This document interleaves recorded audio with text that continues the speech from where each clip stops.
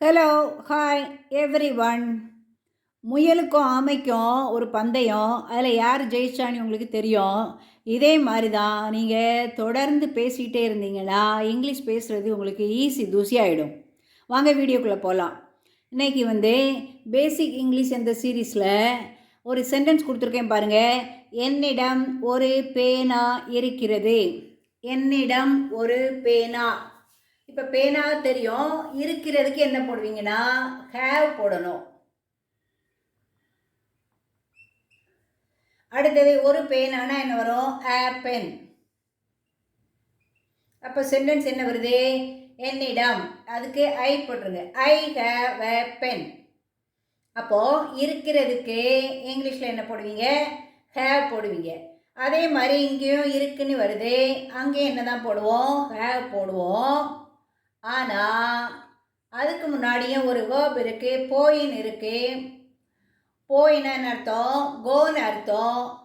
கோ இந்த ஹேவ்க்கு அடுத்தால வரும்போது அது கொஞ்சம் மாறி வரணும். முதல் நிலை கோ, ரெண்டாம் நிலை வெண்ட், மூன்றாம் நிலை கான்.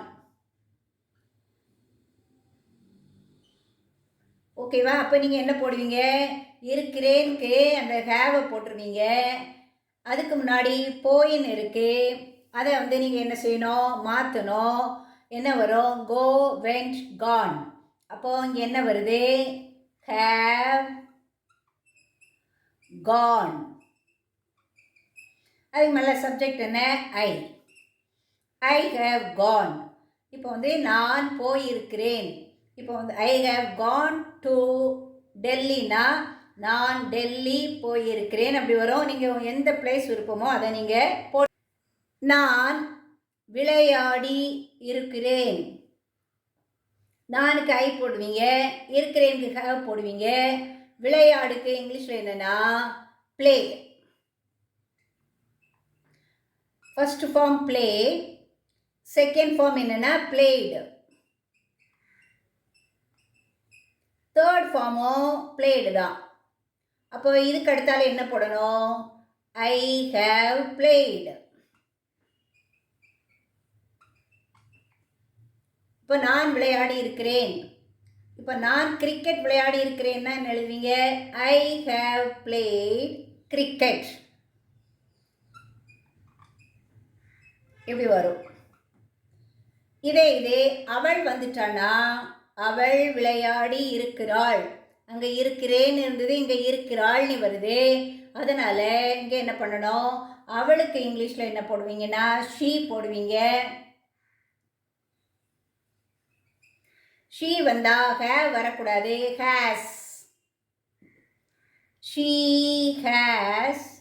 அதே மாதிரி ஹேஸுக்கு அப்புறமோ அந்த வேர்போட தேர்ட் ஃபார்ம் தான் வரணும். She has blade.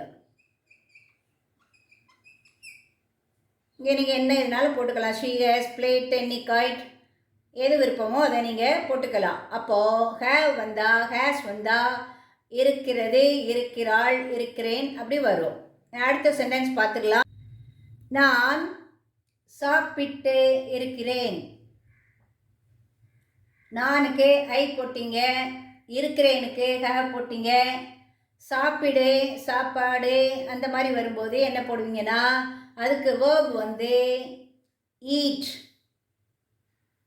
சாப்பிடுனா eat, ate. Third form eaten. சரியா? அப்போ நான் சாப்பிட்டு இருக்கிறேன்னா I have eaten. I have eaten. நீங்கள் பிரியாணினா பிரியாணி போட்டுக்கலாம். அங்கே என்ன உங்களுக்கு ஈட்டபிள்ஸ் பிடிக்குமோ அதை போட்டுக்கலாம். ஐ ஹேவ் ஈட்டன்னா நான் சாப்பிட்டு இருக்கிறேன். நெக்ஸ்ட்டு அவள் சாப்பிட்டு இருக்கிறாள்.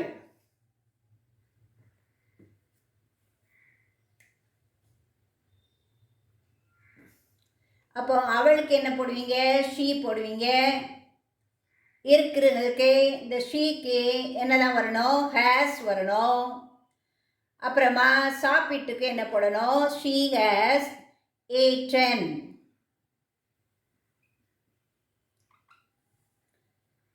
She has eaten chapati, puri, whatever you like, you can write it there. நான் வந்து இருக்கிறேன். நானுக்கு ஐ போட்டிருப்பீங்க, இருக்கிறேனுக்கு ஹ போட்டிருப்பீங்க. வந்துக்கு என்னன்னா இங்கிலீஷில் வா அப்படின்னா come. First form come, came, come. இப்போ என்ன போடுவீங்க? ஐ ஹேவ் கம், நான் வந்திருக்கிறேன். இப்போ நான் திருநெல்வேலியிலிருந்து வந்திருக்கிறேன் அப்படின்னா என்ன சொல்வீங்க? I have come from Tirunelveli.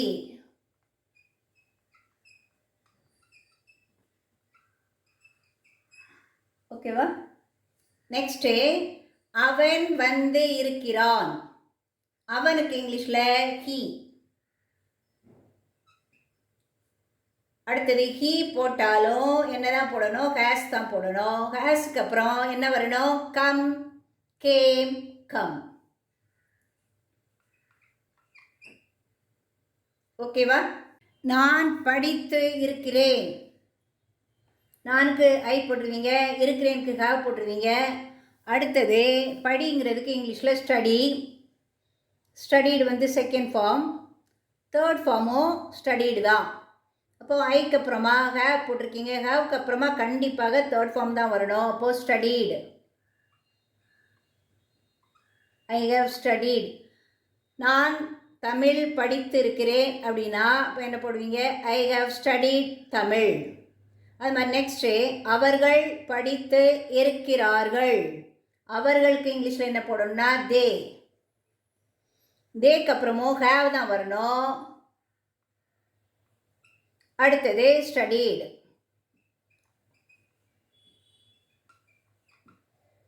I have studied, they have studied. இப்போ ஹேவோட ஒரு மீனிங் வந்து இருத்தல், இருக்கிறார்கள் அப்படின்னு சொல்வீங்க. இனி அடுத்ததும் ஒரு மீனிங் இருக்குது, அதை நம்ம நெக்ஸ்ட். நான் படித்து விட்டேன். இதுக்கு என்ன போடுறோம் பாருங்கள், இதுக்கும் ஹேவ் தான் போடணும். அப்போ ஏன் அந்த இதுலேயும் இருக்கிறேனுக்கு போட்டோம் இங்கேயும் போடுறோங்கிற ஒரு சின்ன சந்தேகம் உங்களுக்கு வரும்ல. இந்த ஹேவ் மட்டும் ரெண்டு இடங்களில் பயன்படுத்தும். ஒன்று வந்து இப்போதே கொஞ்ச நேரத்துக்கு முடிஞ்ச ஒரு செயலை குறிக்கும், அல்லது ஏற்கனவே நம்ம முடிஞ்ச செயலை ஞாபகப்படுத்தி சொன்னாலும் இதை தான் போடணும். இப்போ நான் டெல்லிக்கு என்றைக்கோ ஒரு நாள் போயிருப்பேன். அப்போ அதை என்ன சொல்வேன்? I have gone to Delhi, அந்த மாதிரி சொல்லுவேன். அப்போனா அங்கே என்ன வரும்? சாப்பிட்டு இருக்கிறேன், போயிருக்கிறேன், இருக்கிறேன் வரும். இப்போ தான் முடிஞ்ச இதை நீங்கள் சொல்லும்போது என்ன சொல்வீங்கன்னா ஹேவ் போட்டு தேர்ட் ஃபார்ம் போடுவீங்க, முடித்து விட்டேன், படித்து விட்டேன் அப்படி வரும். அப்போ ஐ ஹேவ் ஸ்டடீட். அடுத்தது தே ஹேவ் ஸ்டடீட். இதில் சில டைமில் என்ன வரும்னா அவர்கள் ஏற்கனவே படித்து விட்டார்கள் அப்படின்னு ஒரு வார்த்தை வருதுன்னு வச்சுக்கோங்க. ஏற்கனவே, ஏற்கனவே. அப்போ நான் இங்கிலீஷில் என்ன போடுவேன்னா தே ஹேவ் ஆல்ரெடி ஸ்டடீட். அந்த ஆல்ரெடியை இங்கே சேர்த்துக்கணும். They have already, ஏடிஒய். ஏற்கனவேனா இங்கிலீஷில் ஆல்ரெடி, ஆல்ரெடி ஸ்டடீடு. இந்த மாதிரி விட்டேன், விட்டார்கள் வச்சு இன்னும் 2 more சென்டென்ஸ் பார்த்துக்கலாம். நான் சாப்பிட்டு விட்டேன், அதுக்கு என்ன போடுவீங்க? ஐ have eaten.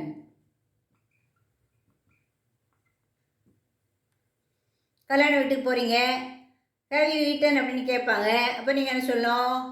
I have eaten அல்லது வி ஹேவ் ஈட்டன் அப்படி சொல்வீங்க. அப்போ நெக்ஸ்ட் சென்டென்ஸ், நாங்கள் சாப்பிட்டு விட்டோம். நாங்களுக்கு வி போடணும், திருப்பி ஹேவ் வரணும். அடுத்தது ஈட்டன். இப்போ இதில் நீங்கள் ஆல்ரெடியும் போடலாம், வி ஹவ் ஆல்ரெடி ஈட்டன் கூட, அதுவும் கரெக்டாக தான் வரும். இனி அதே மாதிரி முடித்து விட்டேன், செய்து விட்டேன், அந்த மாதிரி 2 சென்டென்ஸ் பார்த்துக்கலாம். நான் முடித்து விட்டேன். I have third form of the verb completed.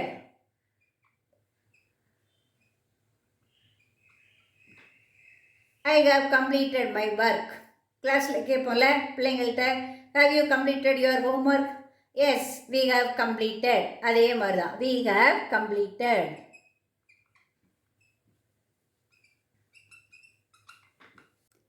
இப்போ அந்த ஹேவோட 2 மீனிங்கை வச்சு பார்த்துடலாம். ஒரு ரீகேப் மாதிரி மீள் பார்வை.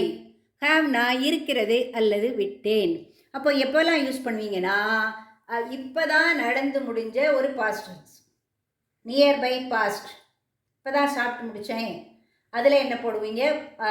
ஹேவ் தான் போடணும். போட்டுட்டு தமிழில் வந்து என்ன சொல்லுவோம்? முடித்து விட்டேன், விளையாடி விட்டேன் அப்படி வரும்.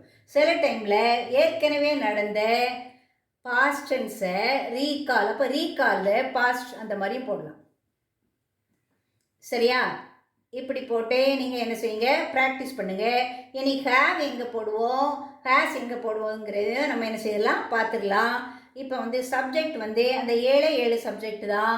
எதெல்லாம்னா ஐ, வி, தே, யூ. இந்த 4க்கும் என்ன வரும்னா ஹேவ். அடுத்தது மீதி இருக்கிறது என்னன்னா he, she, it. He, she, it. இந்த 3க்கும் என்ன வரும்னா ஹேஸ் தான் வரும். இந்த டிஃப்ரென்ஸை தெரிஞ்சிட்டிங்கன்னா நீங்கள் ஈஸியாக இங்கிலீஷில் பேசிடலாம். தேங்க்யூ.